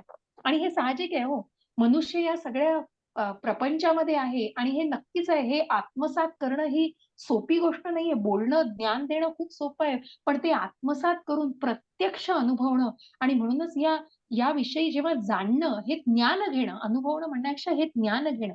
कारण मृत्यू लोकात सगळ्यांनाच त्या गोष्टीला, जन्म मृत्यू जरा व्याधीला सामोरं जायचंय. परंतु त्याविषयी जाणणं, आणि म्हणून या दुर्मिळ अशा मनुष्य जन्माला मिळवून कुठेतरी जर त्या भक्ती मार्गावर प्रगती केली तर मनुष्य मोक्षाच्या मार्गावरती स्वतःला आणू शकतो. आणि हळूहळू अनेक जन्मातून मग तो त्या गोलोक वृंदावनामध्ये स्थान मिळवू शकतो, जेणेकरून तो पुन्हा या भौतिक जगतामध्ये परत येत नाही. की सत आणि असत म्हणजे या सगळ्या गोष्टीची निर्मिती, सगळ्या गोष्टीचं स्थित भगवंतच आहे. जसं आपण म्हणतो, म्हणून बऱ्याच जणांना या भक्ती मार्गावरती जायला कुठेतरी भीती वाटते. कारण मग जसं कृष्ण भक्तीमध्ये मी गेलो तर बऱ्याच जणांचे वेगवेगळे दृष्टिकोन असतात. जसं आपण आधीच्या अध्यायामध्ये बघितलं की नारद मुनींचं उदाहरण बघितलं. शिव जे भगवंतांचे अगदी घनिष्ठ भक्त आहेत, की जे स्मशानभूमीमध्ये राहतात, त्यांना कुठे राहायला स्थान नाहीये, जे स्मशानभूमीत राहतात. ज्या नारद मुनींना कुठेही तिन्ही लोकांमध्ये ते फिरत असतात, त्यांच्या डोक्यावरती छप्पर असं नाहीये. मग जे भक्त होतात खरंच त्यांची अशी अवस्था होते का? तर नाही. जे भगवंतांच्या प्रेमामध्ये आहेत ते भगवंतांवर पूर्ण विश्वास टाकतात. जसं एखादी उदाहरण घ्यायला आपण म्हणतो मांजरीचं पिल्लू. जर मांजराने उंदराच्या पिल्लाला तोंडात धरलं असेल तर त्या उंदरासाठी मांजर हे काय आहे? मृत्यू आहे. पण त्याच मांजराच्या पिल्लाने जर स्वतःच्या पिल्लाला तोंडात धरलं असेल तर ते मांजर काय होतं? त्या पिल्लासाठी रक्षण करणारं होतं. आणि तसेच भगवंत आपल्यासाठी आहेत. हे जाणण्याचा प्रयत्न करायचा आहे. मग भक्तच हे जाणू शकतो, अभक्त हे जाणू शकणार नाही.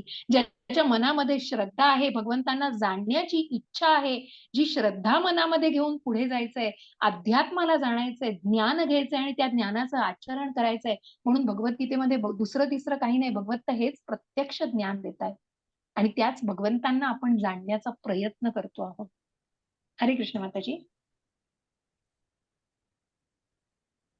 हरे कृष्ण. हरे कृष्ण. वेदाध्ययन करणारे आणि सोमरसाचे पान करणारे स्वर्ग लोकाची प्राप्ती करीत अप्रत्यक्षपणे माझेच पूजन करतात. असे पाप कर्मापासून शुद्ध झालेले लोक इंद्राच्या पुण्य लोकामध्ये जन्म घेतात आणि त्या ठिकाणी ते देवांप्रमाणे दिव्य भोग उपभोगतात. याप्रमाणे स्वर्ग लोकातील अमर्याद विषय सुखाचा भोग घेऊन पुण्यकर्म क्षीण झाल्यावर ते पुन्हा या मृत्यू लोकात परत येतात. अशा रीतीने वेदोक्त धर्माचे सिद्धांताचे पालन करून जे इंद्रियोपभोग प्राप्त करतात त्यांना पुन्हा पुन्हा केवळ जन्म मृत्यूचा चक्रात पडावे लागते. हरे कृष्ण. हरे कृष्ण. आणि म्हणूनच ज्या आधीच्या अध्यायामध्ये की जे सकाम कर्मामध्ये आहेत, मग ज्या सकाम कर्मामध्ये पुण्य करत आहेत, की इंद्रिय विषयांच्या वासनेपासून कुठेतरी त्याग करून पुण्य करत आहेत, यज्ञ याग करत आहेत, पण त्या फळांचा उपभोग घेत आहेत. मग ते पुण्यकर्म करणाऱ्यांना निश्चितच स्वर्गप्राप्ती होते, स्वर्ग सुख मिळतंय. पण पुन्हा तिथे पुण्य पाप पुण्याची मोजमाप आहे हो. जे पुण्य क्षीण झाल्यावर पुन्हा जी सायकल वर जातीये ती पुन्हा त्या उतारावरनं खाली येते हो. म्हणजे पुन्हा त्या मृत्यू लोकामध्ये जन्म मिळतोय. जसं तो चक्र बाजूला दिसतंय त्याचं, की ते चक्र फिरतंय. म्हणून मग जन्म मृत्यू जरा व्याधी या चक्रामध्ये विषय सुखाचा भोग घेऊन पुण्यकर्म क्षीण झाल्यावर पुन्हा या मृत्यू लोकामध्ये अशाश्वतम दुःखालयम त्याच्यामध्ये पुन्हा या मृत्यू लोकामध्येच मनुष्याला जन्म घ्यायला लागतो. परंतु जो या आत्मसाक्षात्काराला, जो शरीर नाही आत्मा आहे आणि हा आत्मा परमात्म्याचा अंश आहे, जो आत्मा रथामध्ये आरूढ झालेला आहे, तो निश्चितच त्या मन, इंद्रिय आणि बुद्धी याला नियंत्रित करून कुठेतरी स्वतःला त्या आध्यात्मिक मार्गावर प्रगत करण्याचा प्रयत्न करतो.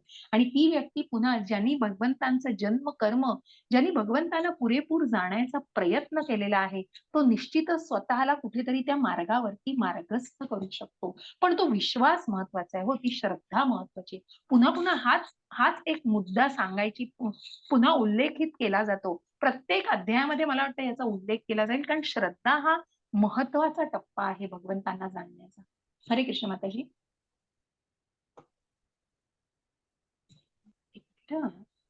अनन्यश्चिन्तयन्तो मां ये जनः पर्युपासते तेषां नित्याभियुक्तानां योगक्षेमं वहाम्यहम्. हरे कृष्ण माताजी. हरे कृष्ण. पण जे माझी भक्तिभावाने पूजा करतात, माझ्या दिव्य स्वरूपाचे चिंतन करतात आणि त्यांच्याकडे जे उणे आहे ते मी त्यांच्याकडे नेतो आणि त्यांच्याकडे जे आहे ते जपतो. हरे कृष्ण. हरे कृष्ण. ज्या LICचं जे काय म्हणतात ना, संबोधित केलं जातं LICला, त्यांचं ब्रीद वाक्य आहे, योगक्षेमम वहाम्यहम्, जिंदगी के साथ भी आणि जिंदगी के बाद भी. तसं भगवंत इथे भगवंतांच्या मग मूळ कुठून आलंय हो, या श्लोकामधून हे घेतलंय, की मग जे भगवंतांची भक्तिभावाने पूजा करतात, अनन्यश्चिंतयन्तो माम, की ज्यांचं मन आणि बुद्धी ही भगवंतांवर केंद्रित आहे, जे या आध्यात्मिक मार्गावर स्वतःला या भक्तीच्या अवीट गोडीने कुठेतरी प्रगत करू पाहतायत आणि भगवंतांच्या दिव्य स्वरूपाचं चिंतन करतायत, त्या त्या त्या भक्तांचं ते भक्त भगवंतांसाठी निश्चितच विशेष आहे. आणि त्या भगवंता त्या भक्ताकडे जे नाहीये, मग जे योग्य त्या भक्तासाठी आहे ते निश्चितच त्याच्यापर्यंत पोहोचवतायत आणि जे त्या भक्तीचं रक्षण करतायत. की मग जे पुण्यकर्म आधीच्या जन्मात केलंय, पुढच्या जन्मामध्ये तुम्ही जर 40% पुण्य केलं असेल, तर तुम्ही पुढच्या जन्मात 41व्या टक्क्यापासून सुरुवात करता. जे आपण लहान मुलं बघतो, वयाच्या 5व्या वर्षी घडा घडा घडा घडा श्लोक म्हणतायत हो. संस्कृतमध्ये भगवद्गीतेतील, भागवतामधील श्लोक म्हणतायत. आपल्या इस्कॉन मंगलोरच्याच टीममध्ये, आपल्या पूर्ण चमूमध्ये छोटी मुलं आहेत 2-3 जी मोठ्यांना शिकवत आहेत. हेत म्हणून एक मुलगा ज्याचा एवढा सुंदर अभ्यास आहे. काय आहे हो हे? ही प्रचिती येते आपल्याला, की इतक्या लहान वयामध्ये इतकं ज्ञान असणं ही कुठेतरी भगवंतांची कृपा आहे आणि हे कुठेतरी पुण्यकर्म आहे. आणि म्हणूनच मग या सगळ्याला जाणणं आणि जे भगवंतांचं चिंतन करत आहेत ते निश्चित हे जाणू शकतात, की भगवंत त्यांचं पुण्य जपतायत. त्यांच्याकडे जे नाहीये ते पण त्यांना मिळतंय आणि म्हणून जसं त्या त्या मांजराच्या पिल्लाचं उदाहरण दिलं ना, मांजर आपल्या पिल्लाला तोंडात धरतं, ते त्याला दात लागू देत नाही कुठेही. ते सुरक्षित नेण्यासाठी, सुरक्षित स्थळी नेण्यासाठी त्यांनी तोंडात धरलेलं असतं. हे जाणणं आवश्यक आहे. हरे कृष्ण माताजी. येऽप्यन्य देवता भक्ता यजन्ते श्रद्धयान्वितः ते अपि मामेव कौन्तेय यजन्य विधिपूर्वकम्. हरे कृष्ण. हरे कृष्ण माता. हे कौंतेय, जे लोक इतर देवतांचे भक्त आहेत आणि जे त्यांचे श्रद्धेने पूजन करतात ते वस्तुतः माझेच पूजन करतात, परंतु त्यांची ती आराधना चुकीच्या मार्गाने केलेली असते. हरे इथे कृष्ण. थोडंसं करेक्शन आहे. तुमच्या तुमच्या कुठेही भावना दुखावण्याचा हेतू नाही. चुकीच्या मार्गाने म्हणण्यापेक्षा कधी-कधी कुठेतरी थोड्याशा कमतरतेने केलेली असते किंवा योग्य निष्ठेने केलेली असते. म्हणून ती भगवंत इथे काय सांगतायत, की जे देवतांचे भक्त आहेत, जे देवी-देवतांची आधीही याचा उल्लेख केलेला होता, की ज्या देवी-देवतांची पूजा केली जाते तिथे कुठेतरी श्रद्धा कमी पडतीये का मग? कारण फक्त सकाम कर्मामध्ये मग फक्त ते मिळवण्यासाठी जेव्हा ती पूजा केली जाते, तेव्हा ती पूजा, ती निष्ठा ही दृढ श्रद्धा नाही म्हटली जात. आणि म्हणून भगवंत म्हणतायत, जेव्हा भगवंतांची उपासना केली जाते, तेव्हा निश्चितच ती श्रद्धा दृढ करण्याचा, भगवंतांच्या उपासनेमध्ये त्या देवी-देवतांवरची श्रद्धा सुद्धा कुठेतरी दृढ केली जाते. आणि त्या दृढ श्रद्धेने ती श्रद्धा दृढ असणंच आवश्यक आहे. मग ज्या डिस्ट्रेसमध्ये आपण म्हणतो, की ज्या अर्थार्थी जसं फक्त आपल्यावर संकट आली, की फक्त नामस्मरण करायचं, की मग तेव्हा देव आठवतोय, पण नंतर झालं, मग संकट दूर झाली, की पुन्हा आपल्या ह्याच्यामध्ये मुक्त. तसं होता कामा नये. ती श्रद्धा दृढ असणं महत्वाचं आहे. ज्या देवी-देवतांची पूजा सुद्धा केली जातीये. मग इस्कॉनच्या या गोष्टीवर कुठेतरी आक्षेप आणला जातो किंवा काही जणांना पटत नाही. परंतु पूर्ण ऐका. मग 18व्या अध्यायापर्यंत भगवंतांना पूर्ण ऐका आणि जाणा, की जे सांगण्याचा प्रयत्न, की तुमची श्रद्धा, ती निष्ठा आहे, ती दृढ असली पाहिजे. हे जाणण्याचा प्रयत्न करा. हरे कृष्ण माताजी. यान्ति देवव्रता देवान् पितृयान्ति पितृव्रतः भूतानि यान्ति भूतेज्या यान्ति मद्याजिनोऽपि माम्. हरे कृष्ण. हरे कृष्ण. जे देवतांची पूजा करतात ते देवतांमध्ये जन्म घेतील. जे भूत आणि आत्मा यांची पूजा करतात ते अशा प्राण्यांमध्ये जन्म घेतील. जे पूर्वजांची पूजा करतात ते पूर्वजांकडे जातात आणि जे माझी उपासना करतात ते माझ्या बरोबर राहतील. हरे कृष्ण. हरे कृष्ण. जे देवी देवतांची पूजा करतायत ते स्वर्ग लोकात देवतांमध्ये जन्म घेतील. मग जे कुठेतरी अघोरी गोष्टी करणारे असतात, भूत आणि आत्मा यांची पूजा करणारे असतात, ते कुठेतरी खालच्या योनीमध्ये जन्म घेतात. पूर्वजांची पूजा करणारे असतात ते त्या योनीमध्ये जन्म घेतात, पूर्वजांकडे जातात.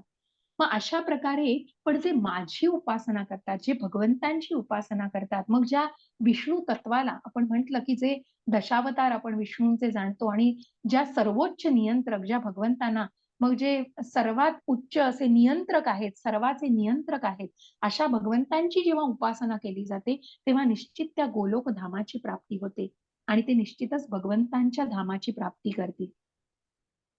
मग अशा भगवंतांची पूजा करणं खरंच खूप कठीण आहे का? तर भगवंत सांगतायत बघा पुढे. हरे कृष्ण. पत्रं पुष्पं फलं तोयं यो मे भक्त्या प्रयच्छति तदहं भक्तुपरुतं मश्नामि प्रयतात्मनः. हरे कृष्ण माताजी. हरे कृष्ण. जर कोणी मला प्रेमाने आणि भक्तीने एखादे पान, फूल, फळ किंवा पाणी अर्पण केले तर मी ते स्वीकारेन. हरे कृष्ण. हरे कृष्ण. मग खरंच कठीण आहे का या भगवंतांची पूजा करणं? तर खूप सोपी आहे हो. म्हणून भगवंतांनी आधीच पहिल्या श्लोकामध्ये सांगितलं, की खूप सुखकारक आणि खूप सुलभ असं आहे ही भक्ती करणं, ही उपासना करणं. कारण भगवंतांना प्रेम हवंय. भगवंत प्रेमाचे भुकेले आहेत. भगवंत भक्त वत्सल आहेत आणि या भक्तांच्या सहवासासाठीच भगवंत प्रकट होतायत.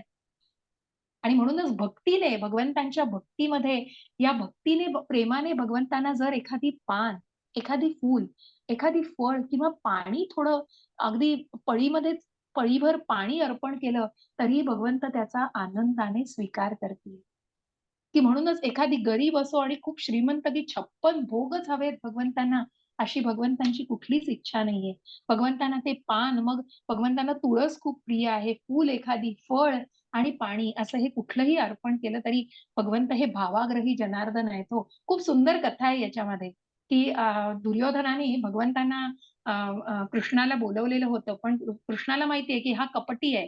म्हणून कृष्ण दुर्योधनाकडे न जाता, युद्धाच्या आधीची गोष्ट, दुर्योधनाकडे न जाता विदुराकडे जातात आणि विदुराकडे जातात तेव्हा विदुर घरामध्ये नसतात. विदुरांच्या पत्नी घरात असतात. आणि विदुर हे माहिती आहेत आपल्याला, की जसं आपण म्हणतो, की ज्या रावणाच्या याच्यामध्ये ज्या विभीषण हे कसे भगवत भक्त होते, तसे विदुरांचं उदाहरण दिलेलं आहे. आणि म्हणूनच या विदुरांकडे गेल्यावर भगवंत जेव्हा विदुरांकडे जातात, तेव्हा विदुरांची पत्नी अक्षरशः दरवाजा उघडल्यावर भगवंतांना, जेव्हा भगवंत समोर येतात, तेव्हा भगवंतांकडे बघत राहते. आणि काय करू मी भगवंतांसाठी, म्हणून ती त्या सगळ्या गडबडीमध्ये भगवंतांना बसायला तर सांगते आणि जेव्हा ती भगवंतांचं स्वागत करते आणि त्यांना देण्यासाठी केळं काढते, तेव्हा ती केळं सोलते आणि ते साल भगवंतांना देते आणि ते केळं फेकून देते आतलं.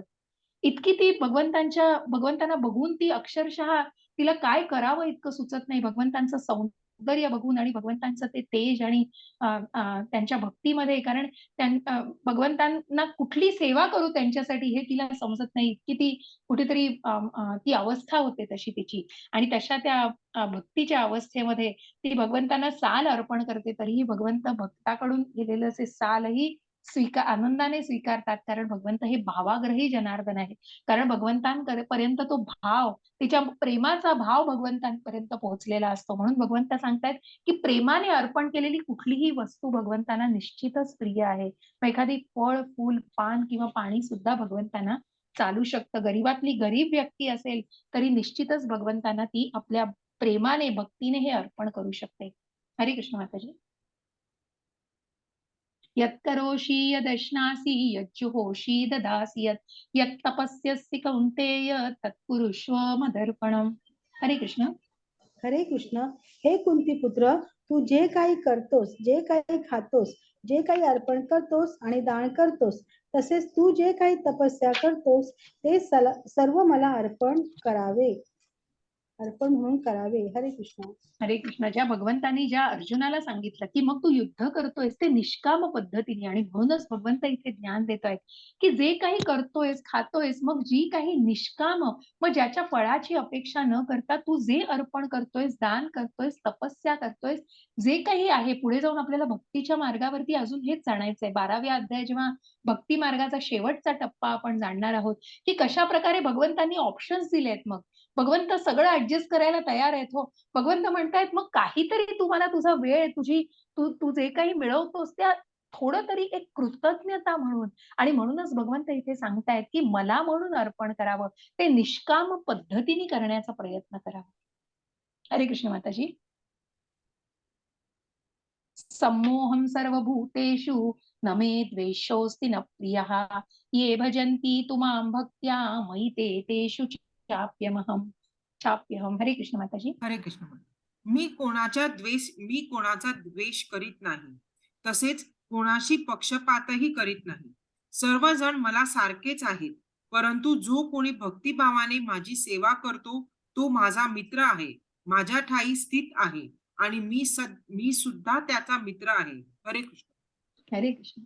म्हणजे 18व्या अध्यायात भगवंत सांगतायत, की हे ज्ञान कुणाला शेअर करू नका, तर जे जे भगवंतांचा द्वेष करत नाही, कोणाशीही भगवंत पक्षपात करत नाहीत, पण जे द्वेषी आहेत त्यांच्याशी भगवंतांनी ते रेसिप्रोकेट तशीच प्रतिक्रिया दिली आहे. ज्या शिशुपालाने, ज्या कंसाने भगवंतांचा द्वेष केला, त्यांना निश्चितच तशाच प्रकारे भगवंत प्रतिसाद दिलाय भगवंतांनी.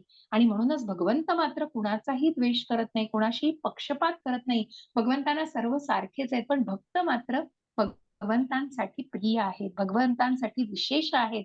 जो भक्तिभावाने भगवंतांची सेवा करतो तो भगवंतांचा सखा आहे आणि भगवंतही त्याचा सखा आहेत.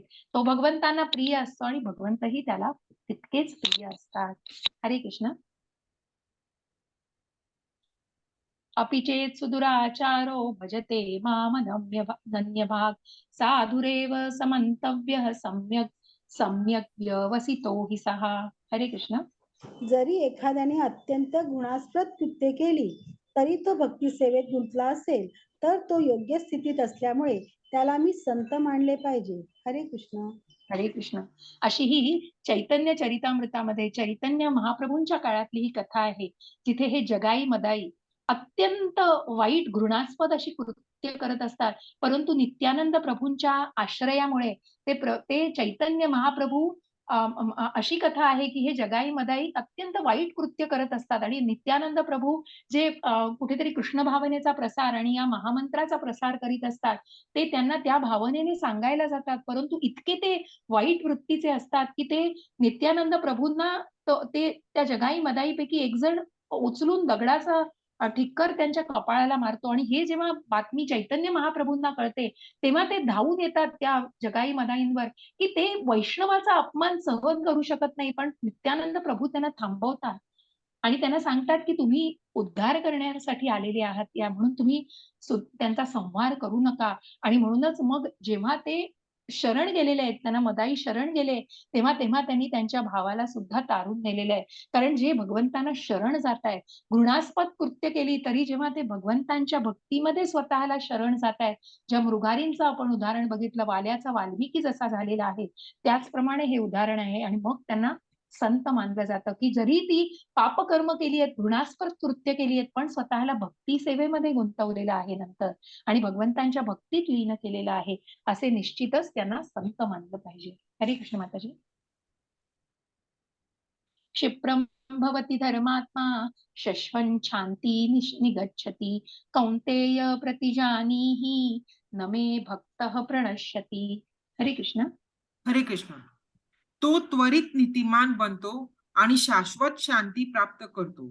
हे कुंती पुत्र, माझ्या भक्ताचा कधीही नाश होत नाही. निर्भयी हो आणि ही घोषणा कर. हरे कृष्ण. हरे कृष्ण. तू अधर्माविरुद्ध लढतोयस त्यामुळे तू निर्भयी हो, माझ्या भक्ताचा कधीही नाश होत नाही. ज्या प्रल्हाद महाराजांना जेव्हा हिरण्यकश्यपूनी सांगितलं या खांबात आहे का तुझा देव, तुझे नारायण आहेत का, तेव्हा ते खांबात आधीपासून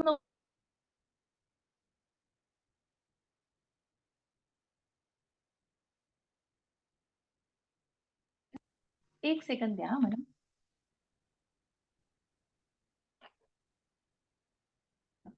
ठीक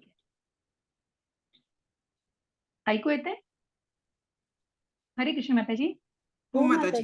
येतोय ना. हा, तर अशा अशा भगवंतांनी प्रकट झालेले आहेत, त्या खांबातून प्रकट झालेत भक्तांचं रक्षण करण्यासाठी आणि म्हणूनच असे भगवंत की जे भक्तांचं रक्षण करतात, त्वरित नीतिवान, ज्या भक्त जो भगवंतांना अतिशय भगवंतांच्या उपासनेमध्ये दृढ झालेला असतो अशा भक्ताचा कधीही नाश होत नाही. आणि म्हणूनच अर्जुनालाही भगवंत सांगतायत की जे युद्ध करतोयस तू ते मला अर्पण कर, निर्भयी हो, अशा भक्ताचा कधीही नाश होत नाही. त्या पहिल्या अध्यायातच आपण जाणलंय की हे धर्माचं युद्ध आहे आणि अधर्माविरुद्ध केलेलं युद्ध हे धर्माचाच विजय होणार आहे, नीतीचाच तिथे विजय होणार आहे, तिथे प्रत्यक्ष भगवंत आहेत.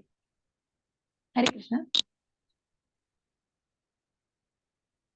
माभि पार्थ व्यपाश्रित्य येऽपि स्युः पापयोनयः स्त्रियो वैश्यास्तथा शूद्रास्तेऽपि यान्ति परां गतिम्. हरे कृष्ण.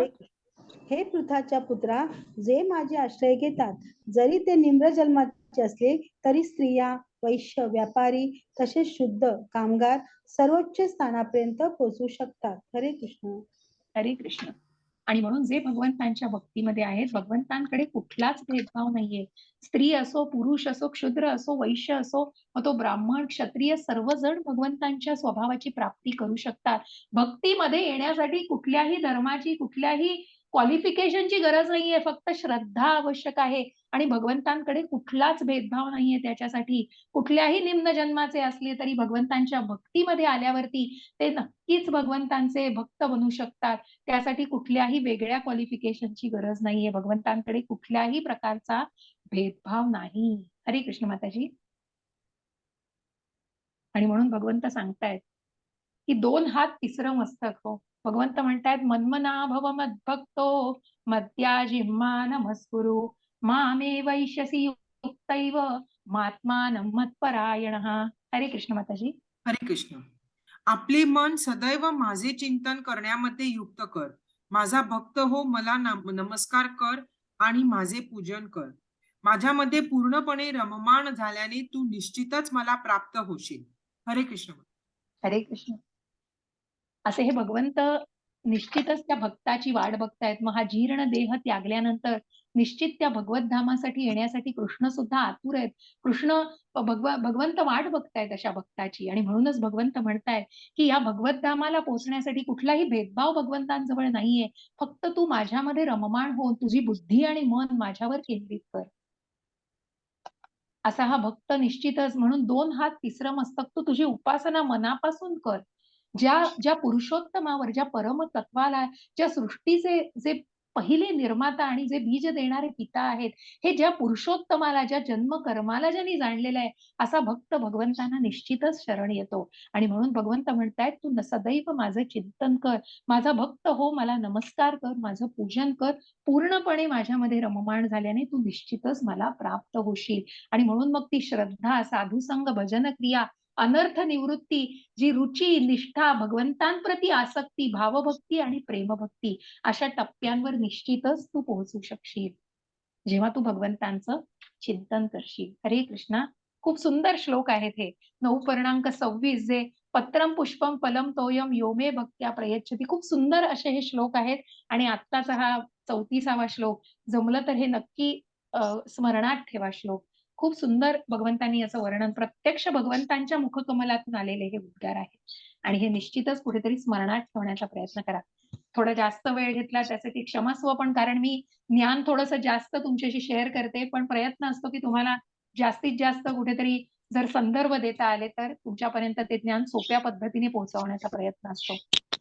खूप प्रामाणिक प्रयत्न आहे. आणि मला असं वाटतं तुमच्यापर्यंत ते उद्दिष्ट, तुम्ही ते अध्याय वाचा, कारण जसं ज्ञान पूर्ण झाल्यानंतर प्रभुपादांचं ते तात्पर्य अत्यंत सुंदर आहे. ते वाचल्यानंतर तुम्हाला ते ज्ञान जास्तीत जास्त तुम्ही आत्मसात करू शकाल. हरे कृष्ण सगळ्यांना. खूप धन्यवाद. हरे सुनैना कृष्ण. माताजी खूप धन्यवाद. मेधा माताजी खूप सुंदर सेवा देताय तुम्ही. सर्व हरे भक्तांना धन्यवाद. हरे कृष्ण. थांबवलं तरी चालेल माताजी शेअरिंग आणि रेकॉर्डिंग.